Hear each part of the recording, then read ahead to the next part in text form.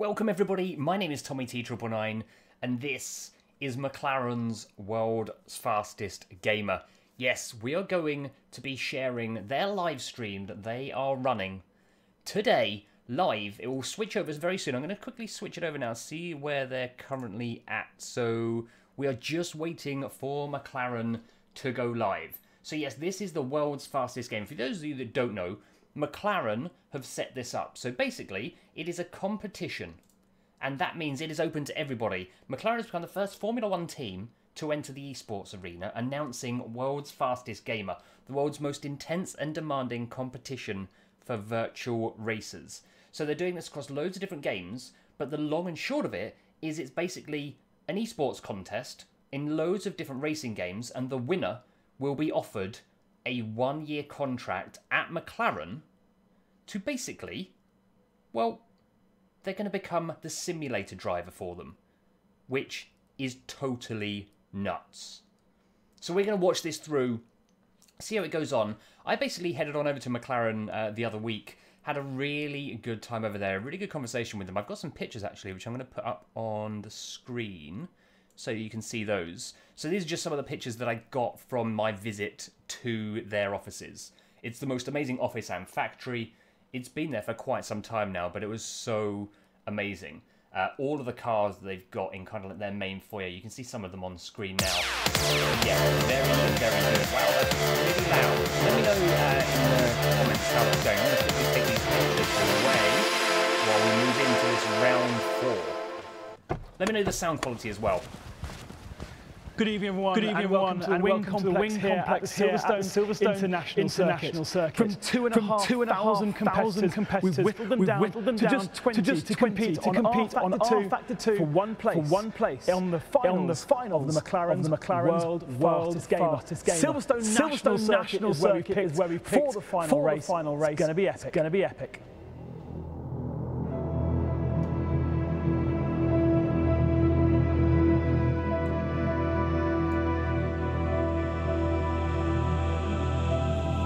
I'm not sure whether the echo is my end or theirs, actually.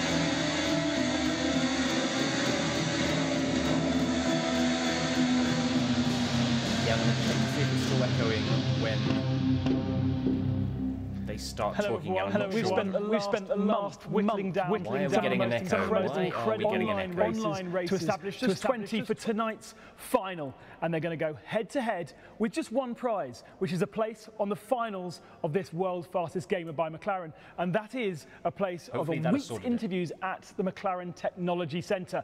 It's one of the biggest prizes ever offered in e-gaming, a real recognition that esports is here and here to stay, and very, very important. And because it's the final, I've got a massive crowd of people here this evening to enjoy everything that's going on. Firstly, Scott Woodwis in the commentary position, as he has been for the last 3 weeks, and I'll be joining him a little bit later on.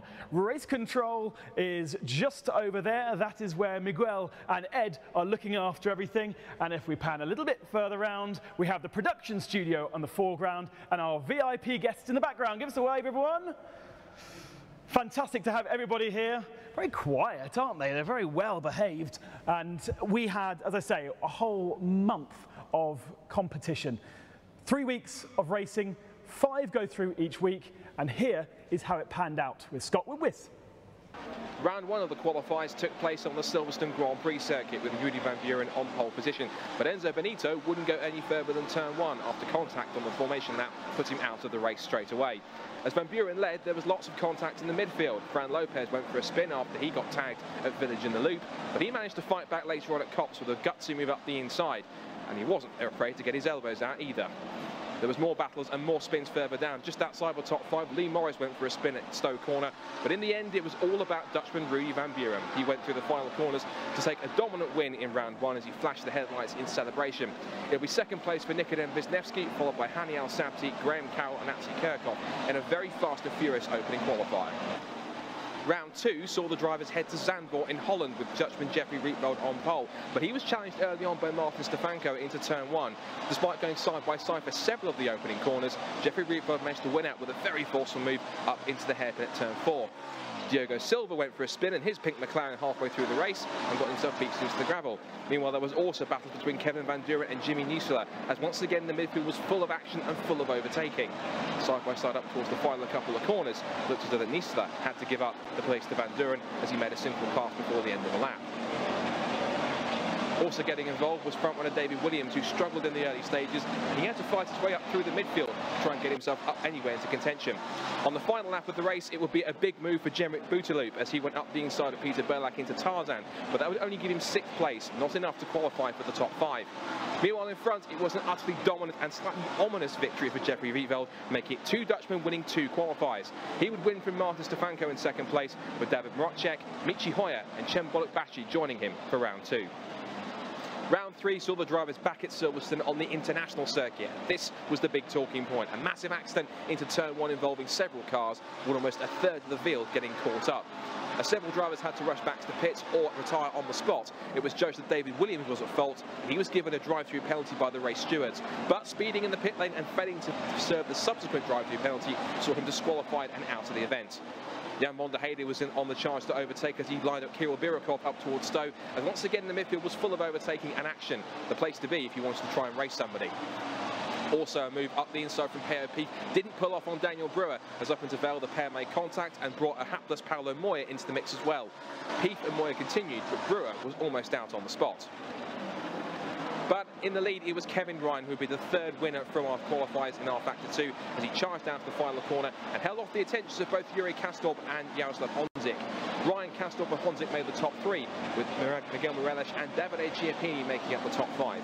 So those are the qualifiers from the rFactor races, and with the final 5 also coming up through from the time trials this week.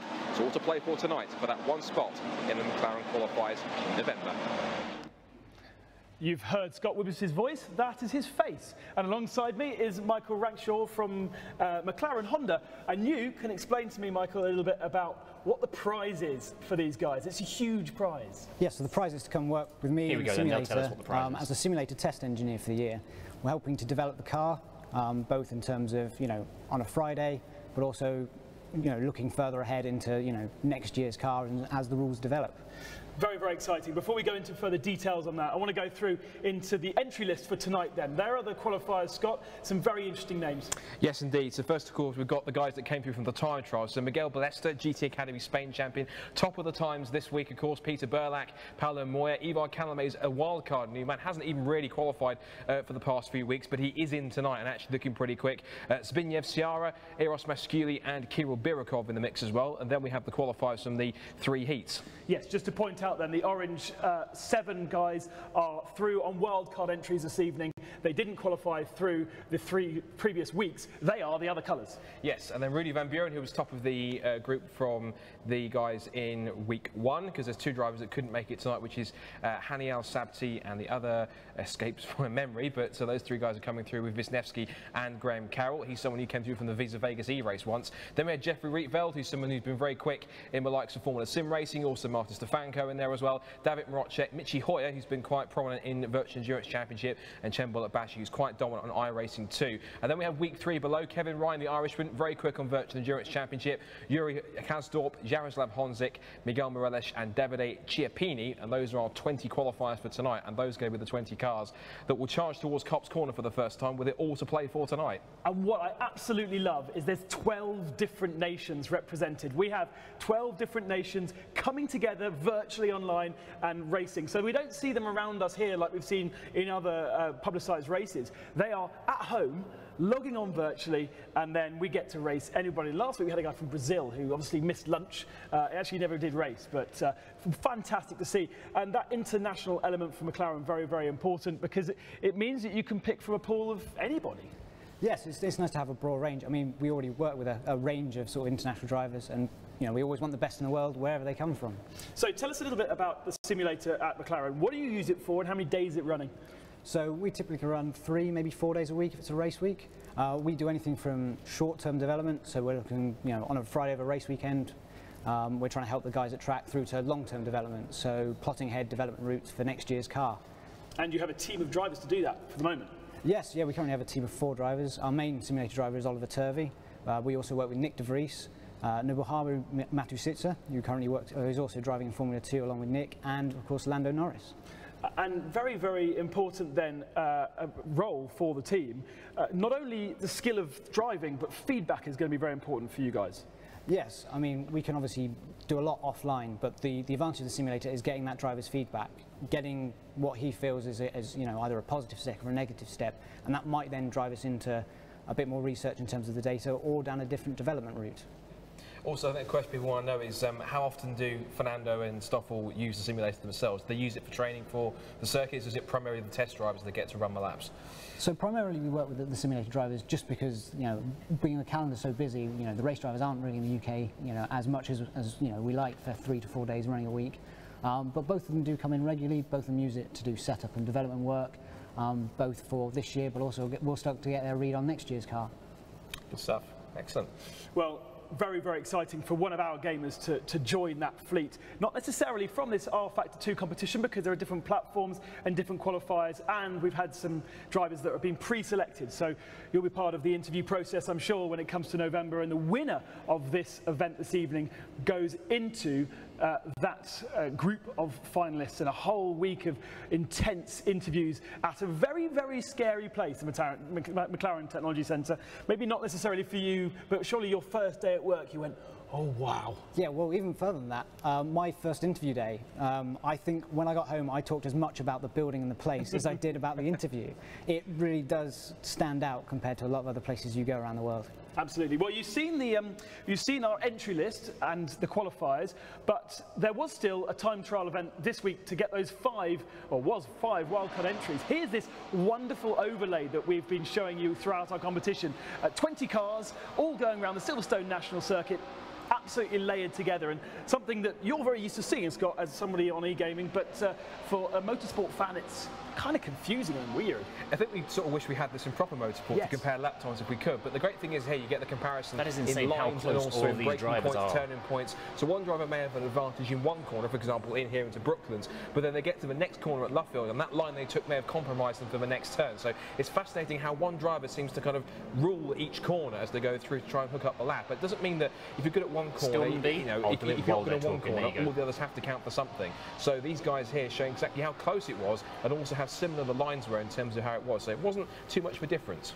Silverstone National Circuit, 3.5 corners, 30-lap race. Before that, we've had qualifying already, but we've got Super Pole to establish the top 5. That's very, very important. It is, yeah, because effectively that means obviously it calculates the starting grid for the top 5, and of course everyone wants to be on pole position. Of course, who doesn't? Of course, for this sort of race, particularly if you're going to go into Copse Corner with 19 hungry sim races behind you. And trust me, I don't think you want to be caught in the pack, because if something kicks off like it did at the start of round 3, you could be in trouble. Right, Super Pole's going to be super, super fast because it's only a 50-second lap. Scott, head over there and I'll join you in just a few seconds. And you can join us here online virtually. We're streaming across YouTube, Facebook, Twitch, and all the other different platforms, and there's comment sections in each one of those, and of course Twitter, the WF Gamer. You can talk to us there, and we'll collate all of your comments and chat to you at the end. And please be interactive. This is what it's all about: your love for esports, your love for motorsports, and seeing how absolutely awesome this event is. The rFactor 2 qualifying finals is happening, and first up, it's Super Pole.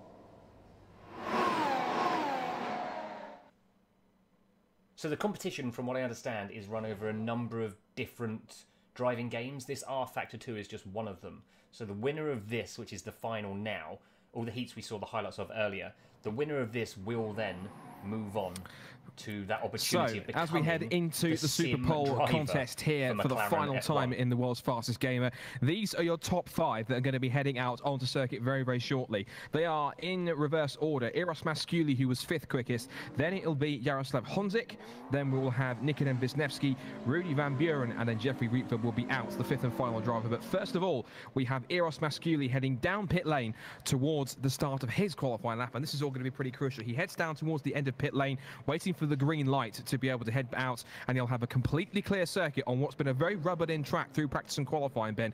And of course, the more grip there's there, the quicker the chance he has of a very good lap time. Of course, it's all to play for in this one-shot qualifying. Eros from Italy was the first of our reserve drivers. So we learnt that Hani Al-Sabti and Atsi Kirchhoff from the first week wouldn't actually make it through this week because Atsi, for instance, is engineering a Formula 4 car, so he's not able to actually compete in this race. Therefore, that allowed Eros to come in. He was 6th fastest in our wildcard time trials today, and now he's in the top 5 qualifiers. Yep, and effectively the biggest surprises can come from the unlikeliest of sources, I suppose. Eros Maskuli, who was part of the top 20 last week but got caught up in some of the incidents and had to retire early on, gets a shot at redemption in possibly the biggest race of them all, which is the final. So he's now winding up to start his qualifying lap. Notice that all these drivers, they'll take a wider entry into the final corner at Luffield and then basically go for a straighter exit through Luffield on the exit through Woodcote to get the most amount of speed towards the line as Maskuli fires it across the pit straight, taking the board markers along with him. He's taken the bollards. Turn 1 for the first time. Super Pole Alex, is I on. haven't actually had a go on very, this very simulator. important to get as much temperature into your car, especially over that first bump into Cops. Make sure the car sticks. The brakes maybe one day. The tyres as well. And now head your way to the second corner of the lap. Braking zone is turning left, but then it's right through Beckett's. And then try and get on the power as early as possible. There is a little bump as you come onto the Grand Prix circuit again. And now head down the Wellington straight, by which point hopefully everything's up to temperature. Brake as late as possible as you come into Brooklands. Perhaps get the car turning in as you're braking. Try and hook up the apex, which he does not. He's a little bit late, a little bit wide, a little bit allergic to that apex this afternoon. And now through the final turn at Luffield. Hug the inside line. When you feel brave enough, get on the power and shoot towards the start and finishing line. Yeah, we've had a bit of an oversteer moment through the middle of Brooklands, which didn't really help him. He heads up towards the line and puts in a time of 52.713. Not the quickest we've seen so far here this weekend. It's about 5 or 6 tenths off the quickest time we saw on the time trials. But now we head, of course, to our next driver again. And another surprise that we didn't expect to see in the top 5, and that is Jaroslav Honzik. Now, Honzik, of course, hails from the Czech Republic, comes from Prague, and he actually landed in, let's have a look, he was 17th in the first race, then 3rd. He managed to get through in the final qualifier last week. Nice tidy line through Cops, a little bit wide on the exit, but using enough curb so that he doesn't get too much of a penalty. Now towards a very tricky corner, up through Maggots, the very kink, then through Beckett's, the long right-hander, taking a slightly later apex, then quick on the power, trying to avoid the bump. And then as he turns his way onto the back straight towards Brooklands, the key corner, I think, on this circuit, because you can take multiple lines, but if you screw up the exit here, I don't mind doing that. When we get to the race, I think we'll definitely want to concentrate on approach to Maggots and Beckett's, trying to make it as wide as possible. And again, an oversteer moment trying to get their best through the middle of the corner at Brooklands. The car was definitely trying to get away from him. In fact, he had to take quite a lot of curb on the inside just to correct the car. Now all 4 wheels off the circuit there. Automatic penalties recognised by the game if you do track limit infringements. He comes to break the beam at the end of the lap. Will it be better? Yes, it is. A 52.4. Absolutely. So that is now 2 qualifiers down, 3 to go. Now we get to the guys we expected to be in the top 3. First of which, Nikodem Wisniewski. He qualified all the way back at week 1, finishing 2nd to the man that will go out next, which is Rudy Van Buren. But Wisniewski, the man from Poland, is heading up through Cop's corner. Bit of a swing, and look at this bit of a twitch of oversteer. A little wide on the exit of Cop's corner. It was starting to twitch. The outside rear wheel was starting to spin up a little bit too much. A bit of a slide holding through Cop's corner. Under brakes for Maggots and Beckett. And again, keeping it nice and tidy. But I think possibly he could have lost a couple of crucial tenths in that first corner of Cop's, Ben. Absolutely, the car did not look good. Had to take 2 stabs at it on the exit of the corner. Breaks the beam for the first sector, which is incredibly short. And now to the second sector. He is better in the first sector despite that moment, and looks good and clean through Luffield. Hold that apex. He's going for the double apex approach, letting the car run in the middle of the corner before bringing it back into the quite a late apex. And now Woodcote isn't really a corner. It's flat out towards the start line, which is very early on. And where does he go? Fastest. fractionally 1/100th, sorry, of a second ahead of Jaroslav Honzik. 52.390 is the one to beat. Now this is the man that won round one back at Silverstone on the Grand Prix circuit. Rudy Van Buren, he's somebody who's a front runner in GPWC. He's representing his team, Vodpool Motorsport, tonight. Once again, resplendent in the red and white livery. Just taking that wider run to get the straighter exit off of Luffield. And now this is pretty crucial, of course. I predicted it was going to be possibly Van Buren versus Rietveld, the two Dutch drivers gunning for national pride as they head up onto the pit straight. This is Van Buren's one shot to get himself onto pole position. Up towards Copse Corner, hugging the racing line best he can. Little twitch of curb on the inside, using all the exit as well. That's allowed. He's not too far across the curve there. And now up towards the complex of Magnus and Beckett, who will be breaking a straight line and just hug the apex all the way through. Late apex. Who Beckett lets the car run wide. It's nice and calm, nice and steady over the bump, like it's not even there. Looking pretty good on the first sector. This is a pretty hooked up lap by almost 3/10 he's up so far on Wisniewski's time. Yeah, the split was really good. It was interesting. He was very cautious on the throttle on the exit of Copse. Didn't get full throttle down, but very neat and tidy through Brooklands and now into Luffield. And sometimes the less drama, the less movement in the car actually means it's travelling faster around the circuit. Lets the car run out at Luffield. It's slightly downhill and off camber on the exit there. So the car's kind of encouraged to fall into that curve. Comes to the beam then. Is it pole position? Yes, it is. A 52.288, a whole 1/10 of a second faster than Wisniewski. But what will his fellow countryman do? Jeffrey Rietveld in the orange machine, far different livery to Rudy Van Buren, which is good when they line up at the front and we can work out who's who. Super wide through Luffield as he prepares, tries to get the slingshot back, late apex, straight in the corner as much as possible, and now he heads towards the line to start this crucial lap. This potentially could be one of the most nerve-wracking but crucial laps he's ever set in sim racing. Up towards Copse Corner, a little bit later through the apex here. Lovely run through Copse Corner. Lets it run wide just about enough. I think that's allowed. And now up through Magnus and Beckett's again. He'll have to break in a straight line to hold this one key as he up towards the complex. Shifts down a couple of gears, and again, a bit of a slide through the middle of Beckett. He's trying to get the car turned in, lets the car drift wide on the exit again. I think he may have lost a little bit of time. In fact, his first sector time is, looking at it, it's a little bit down, I think, on what Van Buren managed. Up towards the crucial braking zone for Brooklands. Tighter run into the corner, late apex on the exit as well, then holds it up on the almost the middle of the corner into Luffield. This could be pretty crucial. The question now remains, is it good enough for pole, or will he have to start on the front row, Ben? Held the car in the middle of the corner between Brooklands and Luffield. Didn't let the car run as wide as he perhaps could have done, and maybe that's cost him time. He holds to the inside line as he crosses the beam, and it is pole position by 0.30. Rietveld ahead of Van Buren, then a whole 10th back to Wisniewski. Honzik in 4th and Iris Masculini in 5th position, and there's plenty more behind them as well, because there's 15 more hungry competitors, including some very, very, very fast guys. Absolutely. So confirmation, interestingly enough, the top 5 actually finished in exactly the same order they qualified in their preliminaries. So to confirm the top 5, Jeffrey Rietveld takes pole by 0.03 of a second from Van Buren, with Wisniewski, Honzik and Masculi the top 5. It's going to be very interesting into Copse, but that's your top 5 for the final of the rFactor 2 qualifiers for McLaren's world's fastest gamer.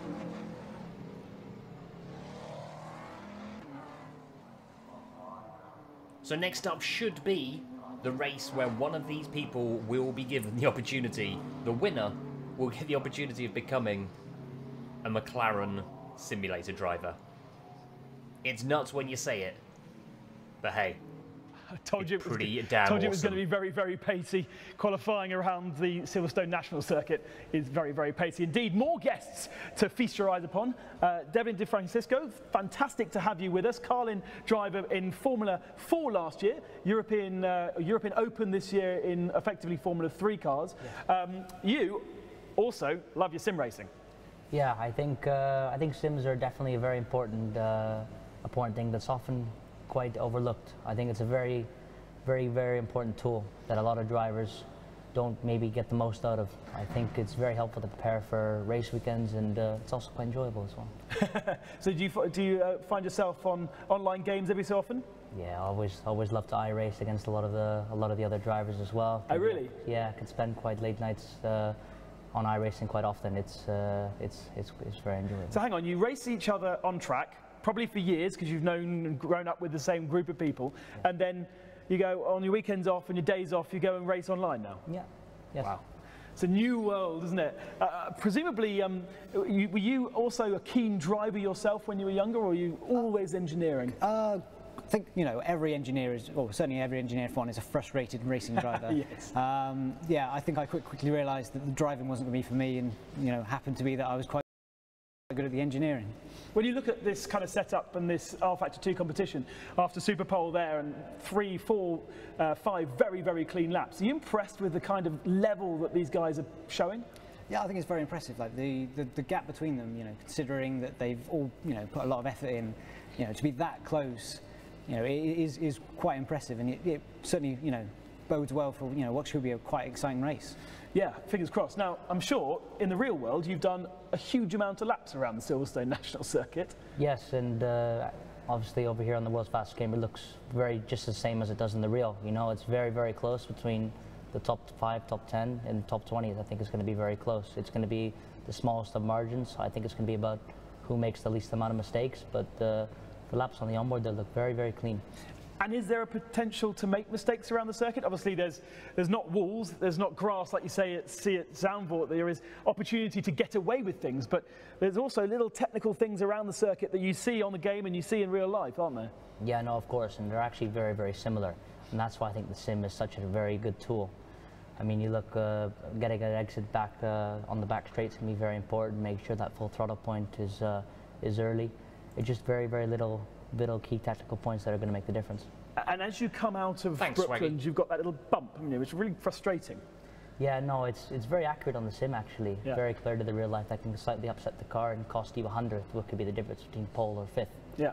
Well, it's wonderful to have you here. It's great to have a real-life racing driver adding some sim experience as well. And we have our own pet driver as well. We've got our race steward, Miguel, who has raced in Nissans in the real world, and he's raced in plenty of academy races online as well. And Miguel jumped aboard our simulator here and gave us a lap, a guided tour around the Silverstone National Circuit. Okay, we are about to do a lap at Silverstone National Circuit. First corner will be Cobb's Corner. 4th gear corner, very fast. Be very careful not to exceed track limits on the exit. And then into Maggots here. Slowest corner on this circuit, 2nd gear. Very important to have a nice exit on this corner, because on the next straight, it's the place that most of the overtaking will occur. Then a harder brakes here into Brooklands, 2nd gear corner. And then into the last corner here, also second gear. Very important again to have a nice exit out of left field, because the next corner we have is Woodcote, and in the dry it's flat. And that's how you do a lap. I've changed slow mode in the settings, but it doesn't seem to have changed it in the chat, unfortunately.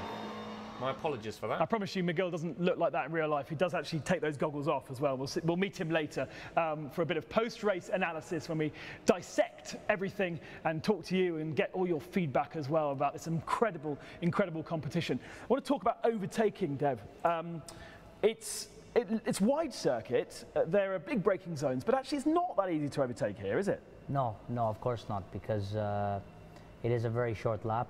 And it's quite easy to defend around there. So I think it's going to be mainly about, when you're racing your way through, it's going to be about putting pressure on the guy in front to make a mistake. And I think that's going to give you your opportunity to get past. And in terms of the simulation that these rFactor 2 models, it's quite amazing that everything from the tyre temperatures, brake temperatures, damage as well, can be simulated. And that will make a big impact on the shape of the race. Yeah, I think it's, you know, all these factors add up. You know, it's short laps, there's going to be a lot of them over the course of the race, and so, you know, those that can sort of manage the temperatures, can, you know, find a consistent pace, are really going to succeed. So it is Dutchman versus Dutchman. Max Verstappen having yet another disappointing weekend in Formula One, but there's plenty of Dutch spirit in the e-gaming world, and especially in rFactor in these finals. It's a 1-2 with Jeffrey Rookveld and Rudy van Buren, and we can have a look now at that fast lap again, the Super Pole lap that put him on the pole position. So coming out of the final turn, and so another look at the qualifying lap. This guy has taken pole position The race Dev, is about to get underway very soon. Seeing kind of the steering inputs going in and the gear changes going in on this lap? This is McLaren's world fastest gamer. So well done. No, it looks like a very clean lap. It looks like he carried a lot of speed through there as well. No, it looks like a very clean lap. I think it's going to be a really exciting race later. Very important to try and stay as far left. Well, big old slide in the middle of the corner there, carrying way too much speed in, but obviously got away with it. But I'm he carried quite a lot of speeds there, but obviously the minimum speed must have been very high, so it must have paid off. For the opportunity. And you sometimes sliding. I'll try and keep you updated as well. You can get away with it and actually carry enough speed through the corner and maybe use it as a braking rod. Whether it be on the channel, whether it be on videos, whether it be actually be bits and pieces here and there on a pole lap, you can get away with just being on that limit. It's obviously in a race is when you've got to just sort of temper yourself a little bit, because the last thing you want to do is push your tyres too far. Yeah. And of course, we've only learnt about 5 of our competitors. We've got 15 other drivers, all of which have qualified into this race, whether it be through the wild card time trials this last week or through the races the previous week. So every single one of these drivers are super high quality competitors. And that is why this is going to be an absolutely fascinating battle. In terms of sim racing, okay, you don't have that danger element, so are you a bit more gung-ho about overtaking and things like that, or we see being very well looked after?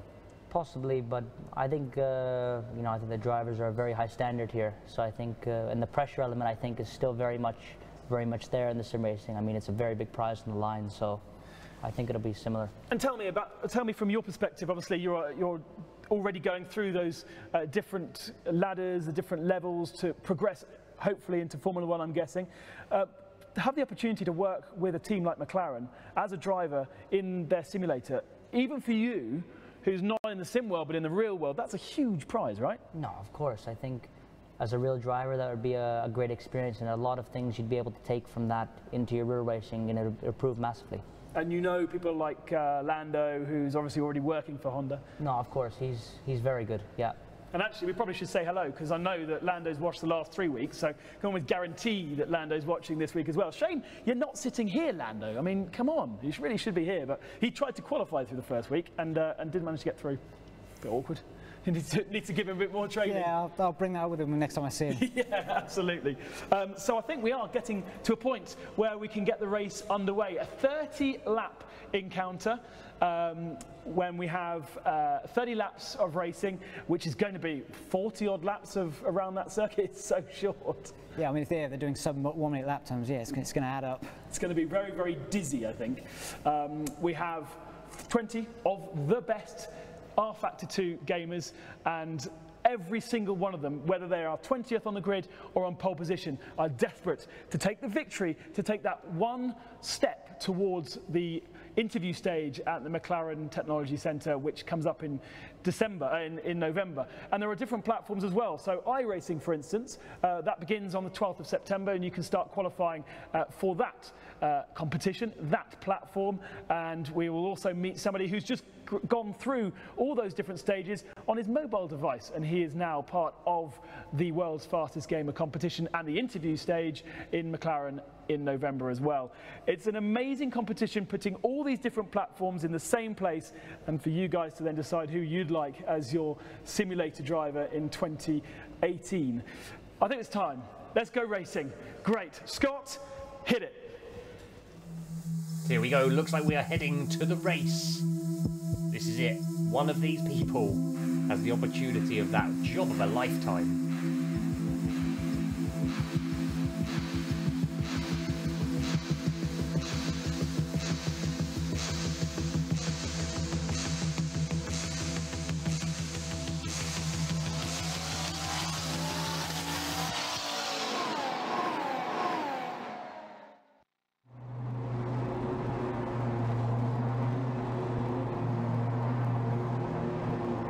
So, this is it. This is where the talking stops and the flag drops. This is where it all matters. Let's look at the run of who exactly is where on the grid to confirm it. So the front row is going to be an all-Dutch affair. Jeffrey Rietveld on pole position. It's going to make it very interesting. Drivers right down the back straight, with alongside him to his right, but onto your left on the screen, is going to be Rudy van Buren. Then Nikodem Wisniewski and Jaroslav Honzik lined up on the second row. Eros Maskili and David Mrocek better the rest in row 3.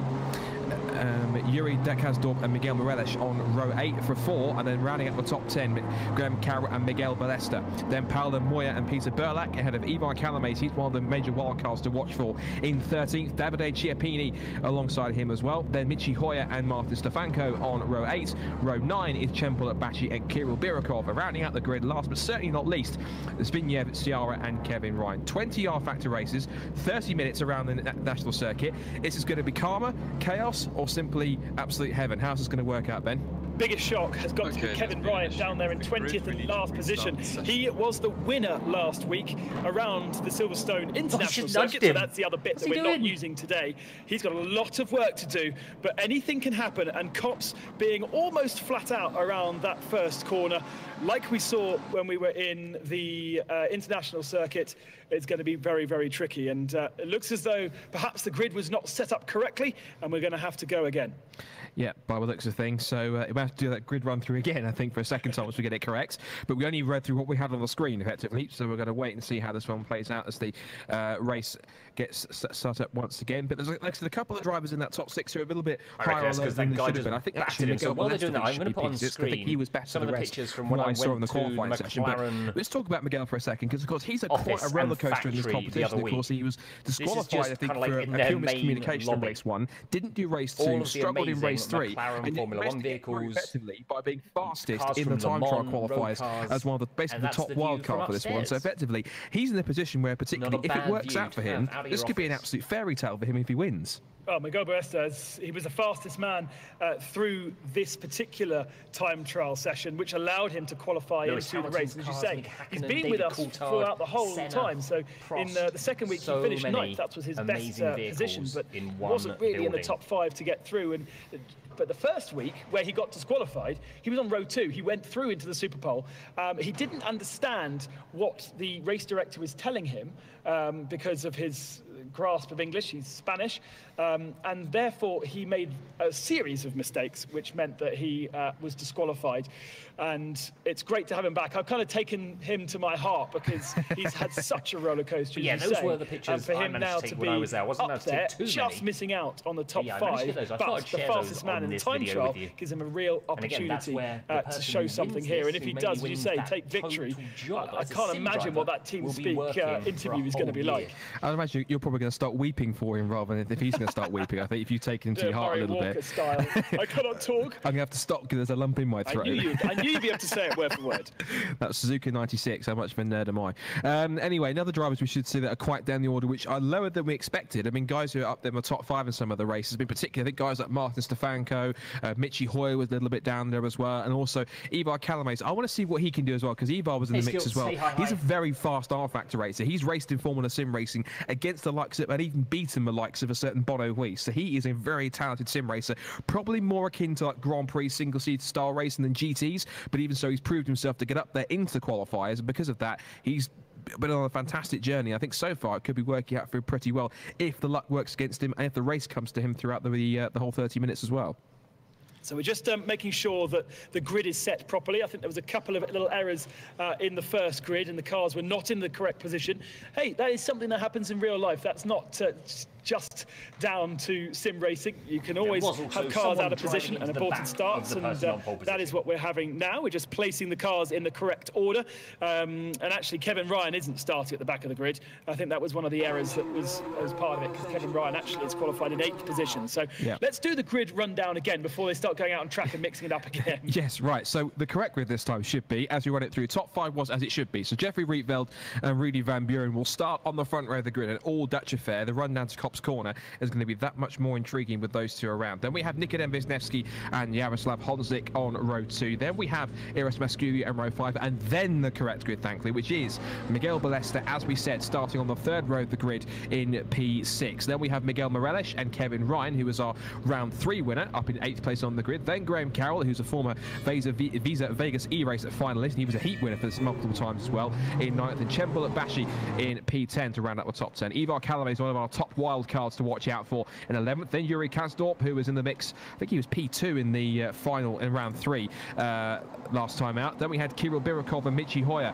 start on row 7. Row 8 is Paolo Moya and Zbigniew Ciara. Then Martin Stefanka and a man who again has been cropping up every now and again in all the rounds so far. Peter Berlak down in 18th.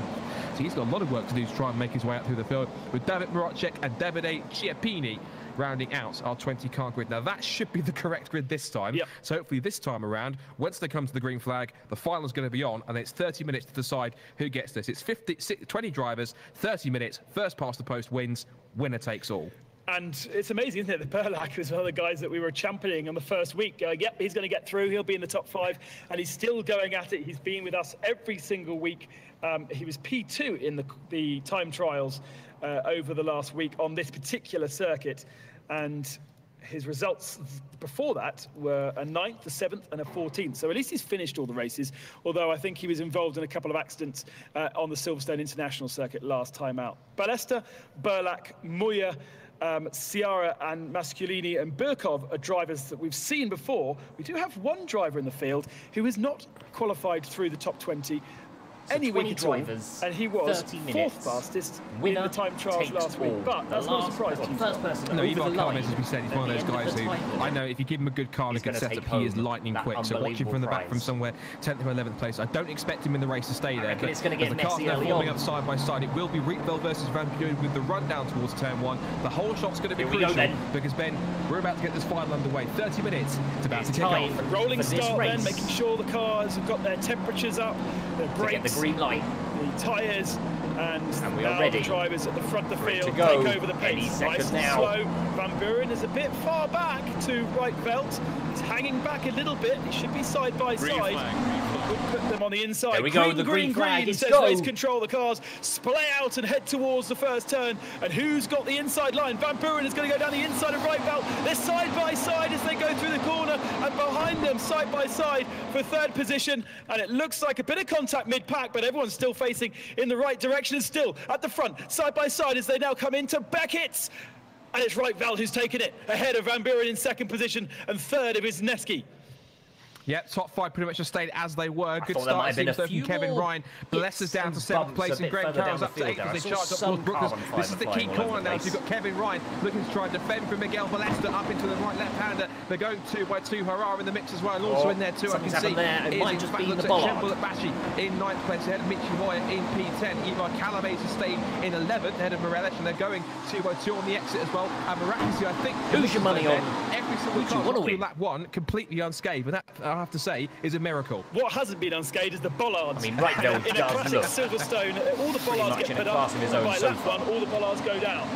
Side-by-side action behind the top 5. That was Graham Carroll passing Kevin Ryan. That's a crucial pass to get himself up to 7th place. So they're all closing up in the top 4 because Wisniewski now for 3rd place is charging after both Van Buren and Rietveld, but also in the mix Jaroslav Honzik. He's been pretty quiet in these mixes as well, but he's really up there in P4 to give them something. As now the 2 Dutchmen go side by side. It's now Van Buren on the outside, Rietveld on the inside, on the brakes for Brooklands. And if Van Buren's not too careful, you may leave the door open for Wisniewski on the exit of Brooklands. Shuts the door firmly, and the top 4 as they were, but it looks as though that both Van Buren and Wisniewski are looking pretty racy in these early stages. You've got to be so creative about your overtaking into Brooklands because the circuit goes left and then it goes right. So if you're inside for one, then you're the outside for the next, and it's really, really hard to find a way through. Also in the braking zone at Maggots and Beckett's, with that little kink of Maggots, makes Beckett's a really hard overtaking opportunity as well. And Cops is fast, not a big braking zone there, so it's really hard there too. What I love seeing here is the cars are nailed together. It's really, really working. There was a little update to the car over the last week, and it's really working because the slipstream is now really coming into play. Before, there was too much dirty air coming off that rear wing, and they was forcing the cars apart. Now they're glued together. Yeah, just in a move between Kevin Ryan and Graham Carroll. The pair did come together ever so slightly, bit of a forceful move from Ryan up and towards it as well as behind. I can see for 11th place, I can see Ivar Kalame's up the inside of Michi Hoyer to Brooklands. There's contact. Kalame's sideways. He gets tagged by, I think that was possibly Rocic or Stefanka. One of the two, it was Moreles in fact, that tagged in. That puts Kalame's round the right way. Thankfully he's got away with that pretty much almost unscathed, but there is going to be damage to Moreles's dark red car as they charge up towards Cops again. This is now now on lap 5 into the right-hander at Kops. It's still Rietveld from Van Buren, from Wisniewski, then from Honzik, and then Mascuni falling back into 5th. But Miguel Ballesta is in the mix as well in P6 and charging after Honzik as they head into Maggots and Beckett's for the 5th time. We had contact also between Kirill Burkov and Zbigniew Ziara, and they have both DNF'd out of the race. Drive-through for Calamaze. So we're just getting a drive-through for Calamaze by the looks of things. For Calamaze. And it sounds like 2 are already out as well. At that point in time, looks for the contact, and that was a bit of an ambitious move up the inside of Michi Hoyer, so that's the reason why he's now falling back down the order as we continue to look at the leaders. And I have to say, this is the race that we were hoping for. Of course, we're hoping that we wouldn't get one driver that would just run away with it at all and just sprint off into the distance. We've got a proper race on our hands here between the likes of Rietveld and Van Buren. This is now for national pride, as well as actually winning the entire competition here of the rFactor 2 qualifiers as they turn their way into the right-hander through Kops corner, now on lap 6. We've still got, looking at the timer, we have got, let's see, where's the time on my screen at the moment? Battle side by side further back. Masculini holding on just about, but he went very, very wide to defend from Ballesta, who's behind, and Ballesta has attention as well. There are 4 cars locked together. Kevin Ryan making his way up through the pack. It's Ryan to the inside then of Ballesta going into Brooklands, and he makes that stick. Lovely move. And Graham Carroll watching on as well. I think Graham's actually lost a position perhaps there, but in contact then, bit of loading as you'd say in karting as they go into Luffield, and puts Ballesta sideways a little bit, but then he's able to keep the car facing the right direction. The car grips up again and off he goes. We're looking at Ballesta and Graham Carroll, and behind him Chembulet Bashi at 7th, 8th and 9th spots. We've also lost, I'm afraid, our first retirement. Kirill Birakov is out of this race with suspension damage. Meanwhile, at the front is Action Stations, because the 2 Dutchmen are going at it again in towards Maggots and Beckett's, and Van Buren is really applying the pressure up through the right-hander as it starts to open out onto the Wellington back straight underneath the bridge now towards Brooklands. And look at Wisniewski in the black, gold and white car in 3rd place, the Polish driver with his compatriot Honzik for company as well in 4th place. They head back down into Brooklands again. Wisniewski takes a slightly tighter line into the left hand, and Calamaze is out of the race as well. Calamaze with suspension problems, it's clocked up on our screen. He was down in 18th, so he's out of the race with damage and severe problems, so his race is done and dusted. His contest is over, but now as they head out of Woodcote through Luffield and onto the pit straight again to start lap 8. I think we lost Graham Carroll with engine problems, so they're dropping like flies right now. So Birakov, Calamaze and Carroll are out of the race. Carroll's one of the main drivers to watch out for, as we see Van Buren going a little bit wide to the exit of Kops corner. That could give Wisniewski a real opportunity, but so far we've only had, what, 8 laps, and it's action all over the place. Breathless, absolutely breathless, as you expect at the Silverstone National Circuit. Just behind again there's a battle going on between Ballesta and Kevin Ryan, with Masculini kind of just about holding on. Masculini must now be in 5th position, yes, so ahead of him Kevin Hosnick is kind of on his own. And then ahead of them, those front 3 still could be anyone's between those front 3. At the moment, they've been very, very well behaved. There's been no contact between them, and there's not even been any attempts at passing. But, as you say, the race is long, and you don't want to start making enemies at this point, and you've got such a long battle going on. But it's nice to see Kevin Ryan making his way up through the field and trying to get onto the back of our leading group.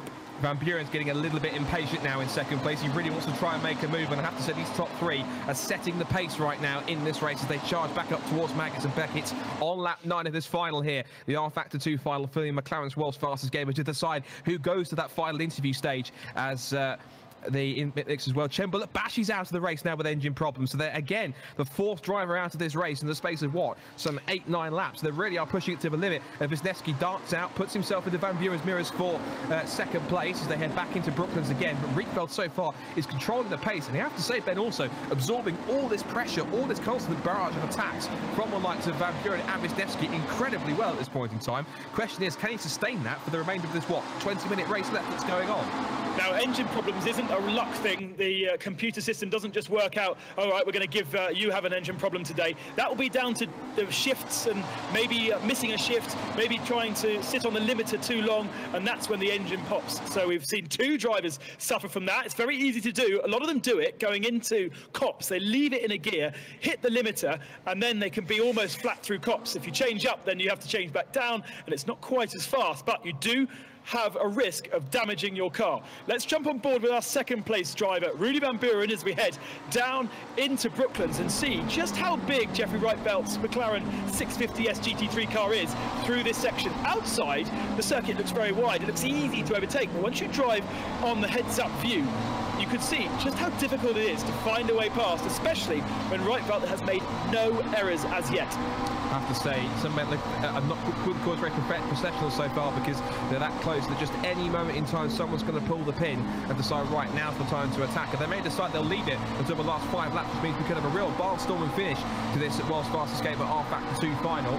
Still the top 3 as it was. Rietveld, Van Buren and Wisniewski, line astern, they're almost so that close. You can almost throw a blanket over them. It's like a 12-wheeled 650S GT3, they're that close. They'll stay in the slipstream. I think there's been a change behind because Balestra and Brian are still going at it over P6 behind. So it's become down Brooklands again. They're going always touching doors as it's now Balestra on the outside, Ryan on the inside. Who's going to get the run in the brakes? Balestra trying to sweep on the outside. There's more contact between them, but the Irishman gets past the Spaniard into the left-hander at Brooklands and covers the line nicely into the right-hander at Loughman to try and get the exit off the corner. Slightly sharper and tighter exit from the line taken by Balestra. He'll stay in the slipstream through Woodcote and up towards Cops, but nothing doing just yet as the front 3 are covered purely by just half a second. It really is that close. Yeah, there's 1 car length between each of them in the front 3.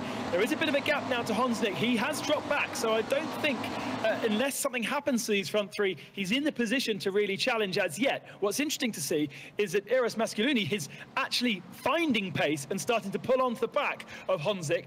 Masculini in 5th position was in that battle with Kevin Ryan and Miguel Balestra, but since he's able to sort of get his head down, he's actually found some pace and starting to pull up into a position, a possibility of grabbing 4th spot. I'm just still fascinated by this top 3 that continues on as Van Buren just trying to take that tighter, slightly just more compacted line through the corners. They come up through out of Loughman and Woodcote once again. I have to say, you have to sense that possibly Van Buren and Wisniewski, they're not doing anything stupid here. They just set back thinking, okay, let's just run with Jeffrey here. Jeffrey's dictating the pace here, and now it's just up to Rudy and Nicodem to keep with him and to try and make sure he doesn't escape too far away, to keep him in touching distance, so that when they do go to launch an attack, they're right there. They come back into the Maggots and Beckett's once again. This is on lap 13. We've got about roughly, sort of, what, 20 minutes to go in this race now. We had about sort of 12-ish or so at this point in time. So actually 18 minutes to go or so. Down towards Brooklands once again for the 13th time of asking Van Buren, thinking about it again, as is Wisniewski. And that's the distraction technique, just putting yourself, just darting out a little bit to try and also maybe tidy up the race in that part of the circuit to try and make a move, but also just to put yourself into the rival's mirrors, thinking, I'm still here, just to try and distract him, so that when they come down to the braking zone, they hit the brakes just that little bit later, they lock up, they go straight on, they go very wide, and because of that, that's when they'll start to come under attack, and the guy attacking is going to try and pounce. Van Buren is in a really tricky situation here. He is the meat in the sandwich in the middle. He has to think about attacking, of course, but if he attacks, you tend to open yourself up for an attack from behind as well. And with Wisniewski so close to him, if his attack fails, then he's almost certainly going to lose a position to Wisniewski, who's going to pounce. So Van Buren really isn't the man to watch to make a move for the moment. Wisniewski has nothing to lose. He's the man that potentially, if he goes late on the brakes down the inside and it doesn't work, he'll just end up dropping a little bit further back for a lap or two. But I think he could probably pull up. The pace from Reitfeldt isn't massively fast. I think I have to agree on that Van Buren really is better. He's in a catch-22 situation. He has to try and keep up with and attack Rietveld, whilst at the same time keep one eye on his mirrors to try and make sure that he doesn't come under threat from Wisniewski behind. So he really is in the sort of the difficult seat here out of the 3 cars in the mix as well. And of course, you have to also say that Honsnick as well is holding station well in 4th, ahead of Mascubi and Kevin Ryan. And also, you have to be key.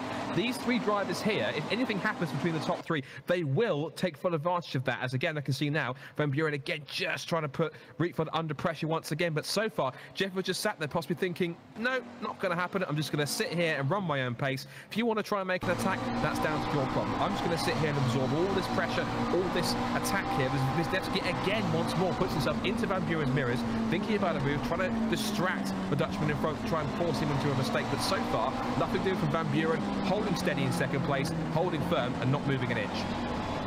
And the rules have changed this week. This is a completely different contest than the last 3 weeks, because it doesn't matter if you're 5th, 4th, 3rd or even 2nd position. There is only one prize really that everybody wants, and that is the win. There are prizes, in fact, for each week. We have prizes from our sponsors, Logitech for instance, and there are prizes for them, but really they just want that ability to go to McLaren Technology Centre in Woking, England, and sit down and have a week-long's worth of interviews to try and become the McLaren simulator driver and join that illustrious group of drivers who are already doing it. They've already got 4, but they need more and more and more so they can run that simulator as much as possible.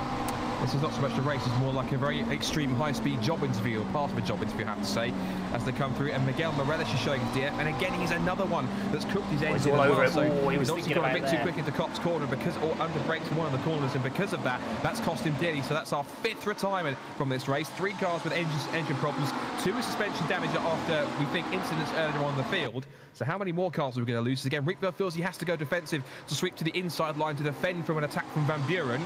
For himself, he's taken the apex rather nicely. Top 3 holding together at this point in time. They head down towards Maggots and Beckett's again. It's still Rietveld in the orange car ahead of Van Buren in the red and white car, the Rob Ball Racing livery machine, getting very close to the underneath the rear wing of Rietveld, and then it's the black, gold and white car behind with Nikodem Wisniewski, the Polish driver, in 3rd place. And that second group behind, actually, Jaroslav Honzik, we should focus on this for a second, as we see the top 3, as we get the coming on the inside. This is for the lead of the race. He's going for it, he's going for it. There's contact between the pair of them, and Van Buren's done it. And he's almost under attack from Wisniewski, trying to go around the outside again, but Rietveld will hold on to 2nd place, and with a gutsy pass up the inside of Brooklands, that could be a crucial move. Rudy Van Buren hits the front at Silverstone National. That possibly, if he stays there, could be the move that wins in the final. That was an absolutely beautiful move. There was no lock-up, there was no squirrely. He was down the inside, and then he let the car run through the corner and just forced Rietveld off the line, so he couldn't hit the inside line at Luffield, and it was just enough to claim an advantage. Van Buren ahead of Rietveld. Wisniewski tried to take advantage of it, it could not, but it was a bit of a surprise. We were about to flick off and look at a different battle, and all of a sudden it happened. So it's very, very difficult to turn your eyes away from these front 3, and that, again, it's all that matters. What's interesting though is with that move and with that slow lap, we've now almost got an extra 4 cars in this train. We have, that's led by Jaroslav Honzik with Masculi, Bryant and Balesta also come into play as well. But last time they came across the line, they were separated by less than 4 seconds, 3.8 to be exact.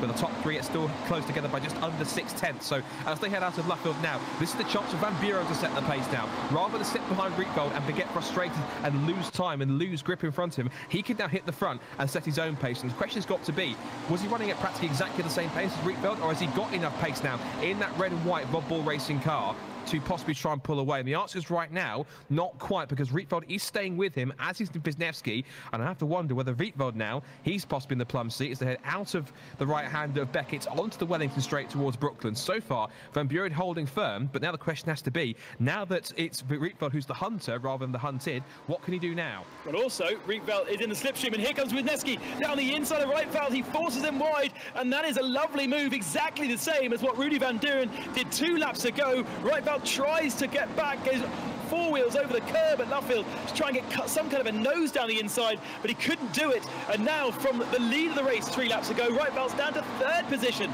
It's a Polish driver in the middle of a Dutch sandwich.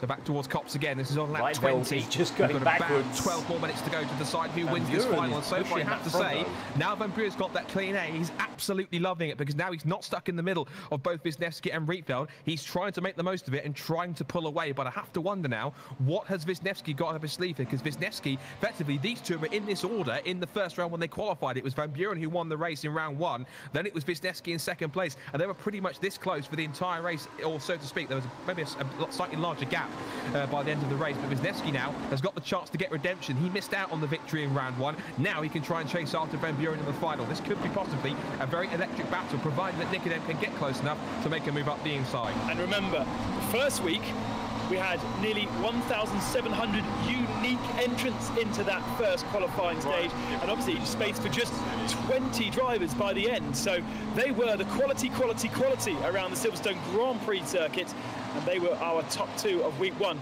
Then they were kind of eliminated out of the proceedings, and they had to wait until now to prove themselves again and allow someone like Jeffrey Rietveld to come through. And it was great to see him, it is great to see him as the week 2 winner involved in this leading battle. I have to say, just heard of my ace from the race director that Kevin Ryan sounds like he tried to make a move on Eros Masculi, made it stick, but it was deemed it wasn't a legal move, shall we say, and had to give the place back. So it's this battle now. We're going to watch for P5 now. So Eros Masculi holding off Kevin Ryan so far. He's managed to give that position back. The Irishman, the SRC car, a little too deep. Ooh, very deep. Middle, very deep, in fact, through the middle of Brooklands. And that puts him under attack from the Spanish GT Academy winner of a couple of years ago, Miguel Ballester, who's been the sort of the man that you've been championing for the whole sort of campaign so far. He's up there in P7, doing himself proud so far. But the leading trio still covered by just under 9/10 of a second now, and it's starting to gap each other a little bit more now. There's about a 4/10 of a second gap between each car. So Van Buren has a 4/10 second gap to Wisniewski, then a further 4/10 ahead of Rietveld. Wisniewski closes back under braking through the complex of Maggots and Beckett's and onto the Wellington straight again. But you have to say, this is looking pretty intriguing now. Now Van Buren's in front, in the lead now, Ben. He looks a lot more comfortable in this race than he was stuck in the middle of both Van Buren, of Rietveld and this Wisniewski before. Now, I want to talk about who's your money on track then? limits as Kevin Ryan goes down the inside of Mascalini, and that this time might happen. It might stick. He hasn't forced Mascalini quite far enough, and Mascalini still has the overlap, still has the inside line for Lovefield. And that's the kind of classic Silverstone racing that you see side by side for two corners. It hasn't changed at all, and Ryan is still hassling him. Down the inside, you have to force the other driver just a little bit wide through Brooklands so you can claim Lovedale's apex. If you don't, then that's exactly what happens. No change. It's the battle of 5th position, and Kevin Ryan, as the week 3 winner, would much rather be a bit further up the road battling for the lead of this race, but didn't make it into the top 5. Oh, and that's a brave move. Oh, he's looking what a move. Brings it down the inside into Maggots and Beckett's, which really is not a place you should overtake. A little bit of banging wheels, forces Mascalini wide, and this time he's made it stick, but can the Italian fight back going down into Brooklands, decides against it, and Ballester's having a great view of it just behind. I have to say, this lead battle's not over, because what's intriguing here is Rietveld's dropped back ever so slightly, and now it's battle lines drawn between Van Buren and Wisniewski for the lead of the race. Of course, this is crucial, of course. One pass here for Wisniewski and Van Buren could get them that crucial interview spot at the finals in November at the McLaren Technology Centre. That's what they're playing for here, with some 9 or 8 minutes to go in this race. This is pretty crucial. This could be possibly the biggest 8 or 9 minutes of their sim racing careers so far. Van Buren must have his heart and his mouth trying to hold on. Wisniewski is the one that's hunting him down into Maggots and Beckett. This is a really classic battle between these two. Thankfully, it's the race we hope for. Lots of action, lots of overtaking, and a very close run thing at the front. Wisniewski's in the slipstream now, trying to chase after Van Buren, and they're starting to drop Rietveld ever so slightly. That initial pace that Rietveld had, he's starting to fade away now and go back across the line. Rietveld was almost a second back. In fact, he is a second back from the leader now, as the top two try to pull away. And what's crucial is that allows Wisniewski to not have to worry about if he has a problem losing a position, because there is now a gap that if he does run a little bit wide, he can still hold on to that second, draw back up to the back of our leader and have another go. Really absolutely fascinating to see. I want to just throw in a thing I absolutely hate: track limits. It's governed by the game, so the game sees if you take 4 wheels off the circuit, and it's taking a tally. 3 cuts and you get a penalty, and Rietveld, who's now in 3rd, has already got a cut. So you might not be able to see it on the stream, but I'm looking at the rear wing now and staring back at Nikita Wisniewski, looking back now as they charge over the bumps underneath the Wellington of the bridge down towards Brooklands again. Just watch and see how a little bit later on the brakes and that tighter run, and that's a mistake there for Van Buren up the inside, possibly a slightly wider run into Brooklands. I thought there was a mistake going a little bit too deep. The opportunity but there was a bit of that was the unique line that Van Buren was taking, but that really has given Wisniewski the wake-up call here. He could smell blood as they come out of Woodcote onto the pit straight once again. We are now on, just under, just over 8.5 minutes to go in this race. We've got 8.5 minutes to decide who wins the final here. Up into Copse Corner, better run through the right-hander from Van Buren. Wisniewski catches back up on the exit, so initial turning, Van Buren is better, but on the exit, Wisniewski carried a lot more speed up towards Maggots and Beckett. He's really close to back up under braking. Wisniewski looks as though Ben is on a man on a mission. I've got to say, massive pat on the back to all the technicians who've been working on the rFactor 2 platform over the last couple of weeks, tweaking this 650S to make it not only a realistic car, but also a car that provides great racing. And over the last week, they've got rid of the dirty air effect off the back of the rear wing and allowed these cars to run so much closer. And that's what we're seeing today, an amazingly entertaining encounter. The slipstream effect is working, the dirty air is not, and these cars therefore are locked together like a Formula Ford race would be. So certainly as close and exciting as Formula Ford race, so I can guarantee that as they come back into Copse Corner again. You have to say the focus is now going to be between, it's surely now, it's between Van Buren and Wisniewski.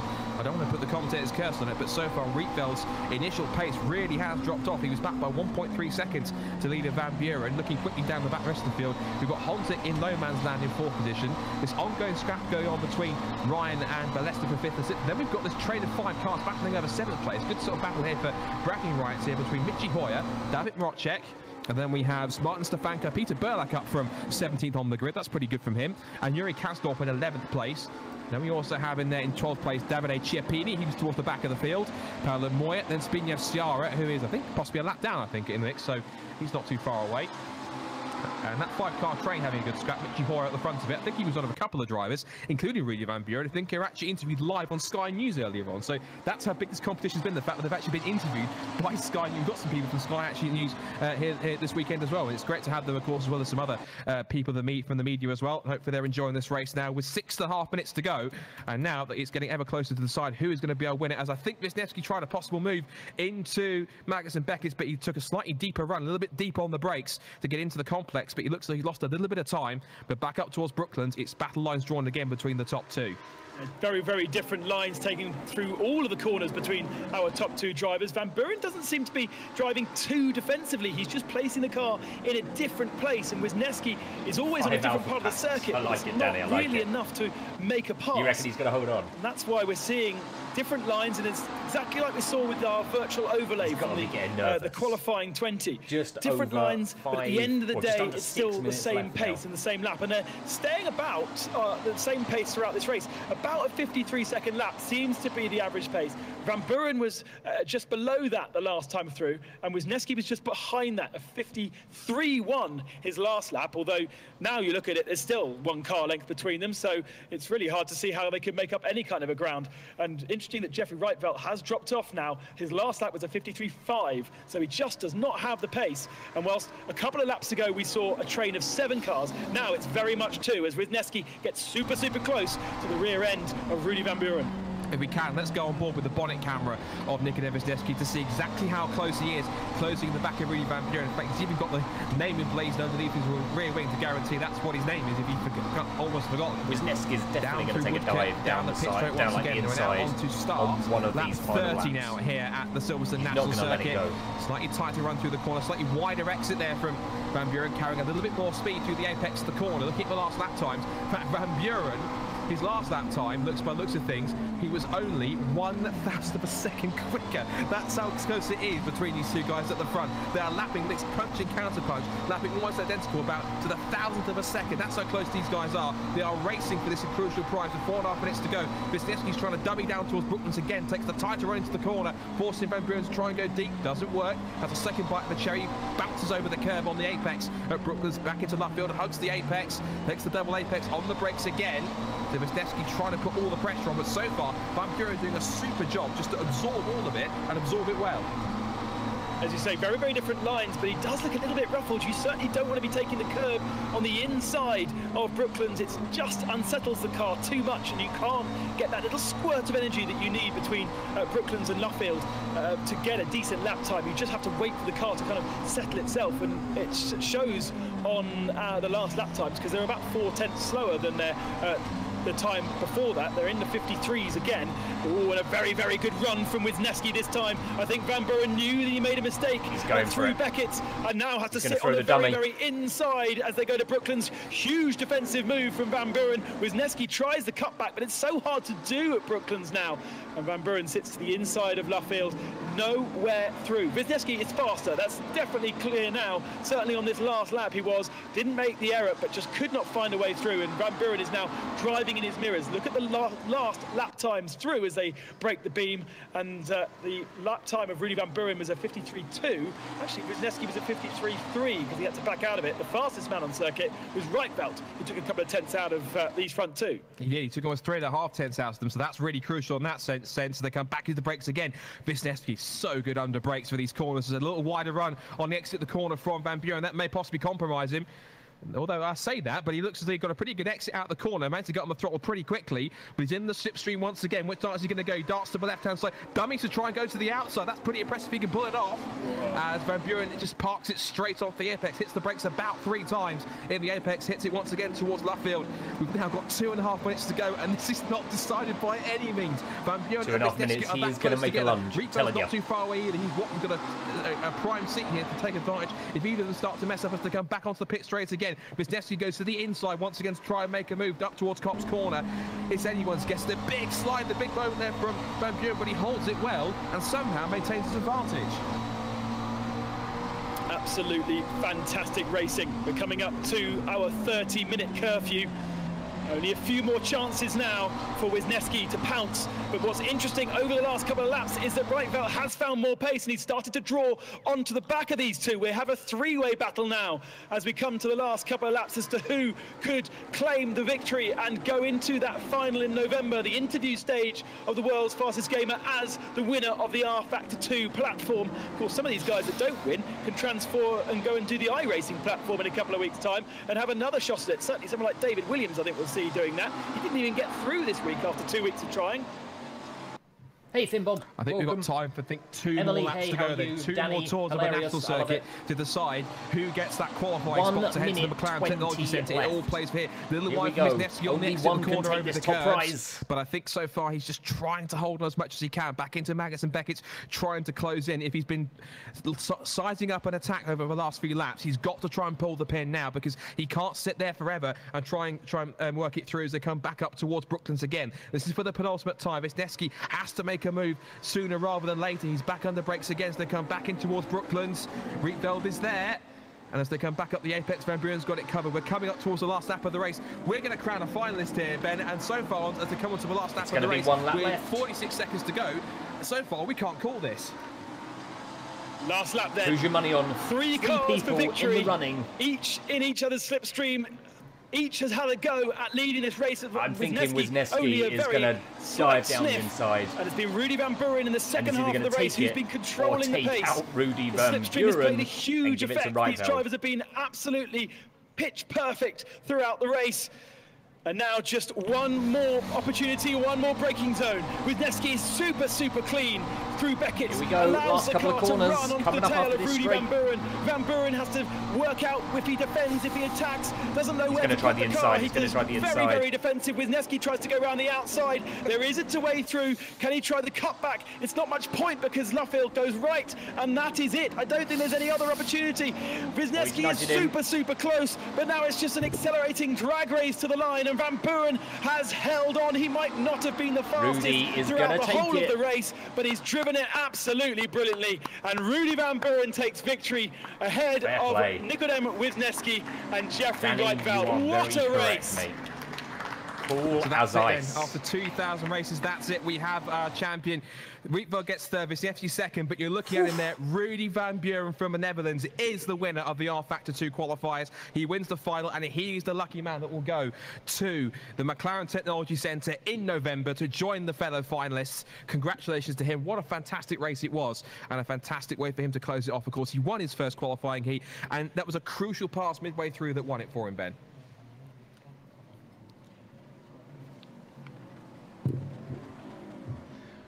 Well, there we go. What a race, there we go. Absolutely breathtaking to the very end. What a race. And you heard the applause, the spontaneous applause behind us from our crowd that are assembled around the commentary. I've never had so many spectators for the commentary.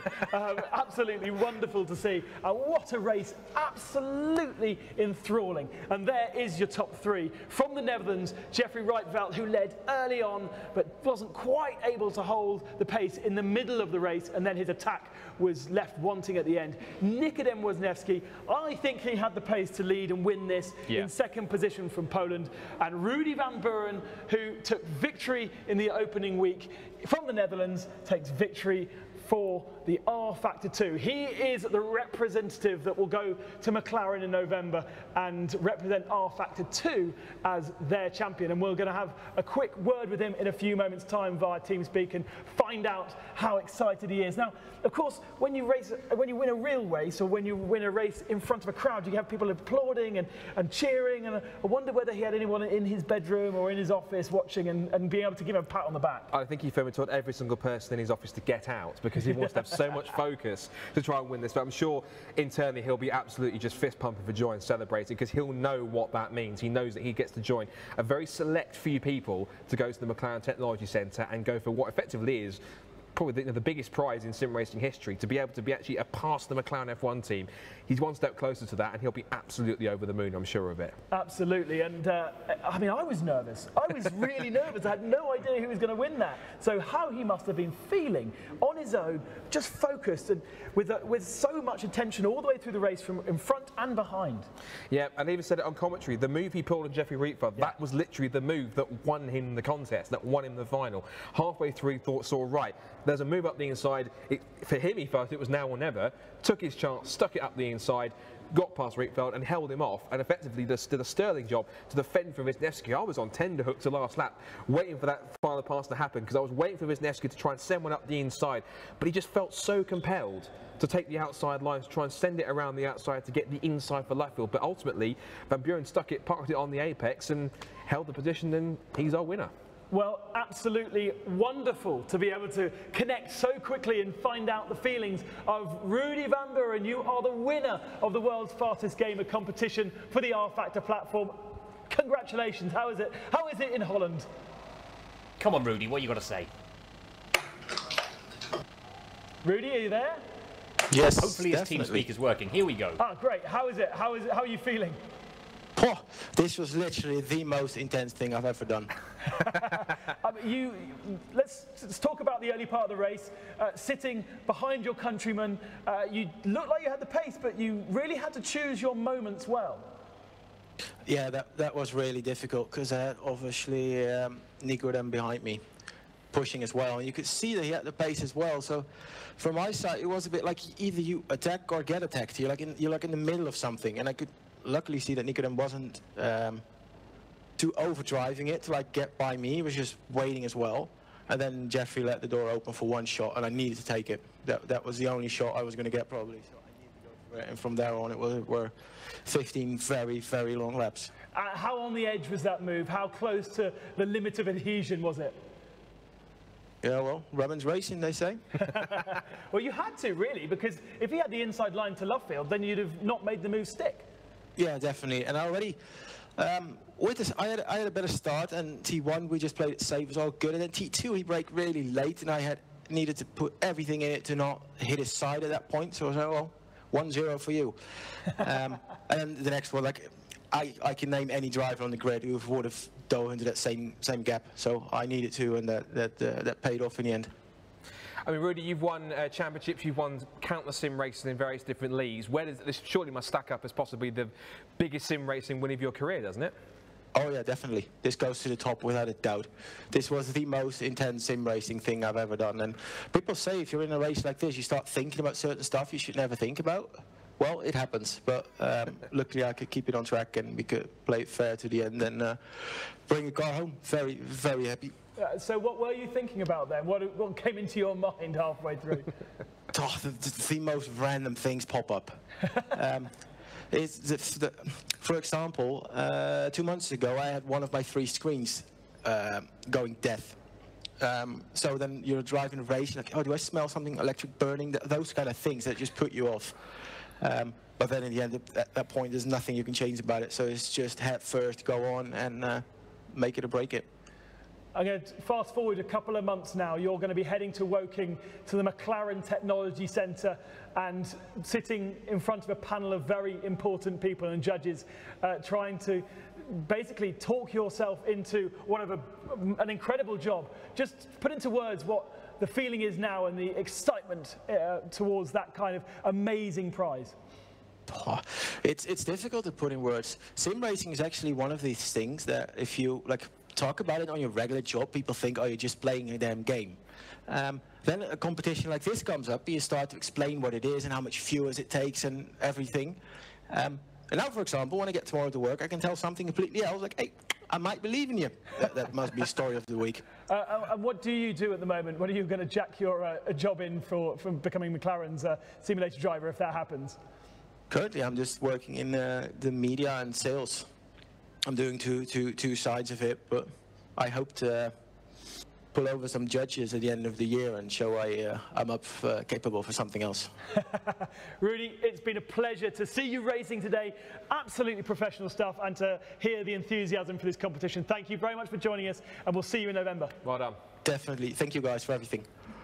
Absolutely awesome. You can hear it in his voice. He was a very eloquent chap when he won his first race, and absolutely wonderful and over the moon. Yeah, and as you heard him say, effectively that's the biggest sim race he's ever won, and no wonder, because effectively with what's at stake, I can't blame him. So the fact that he's that psyched up about it, I think I would be if I was in that situation, but effectively I think we all would.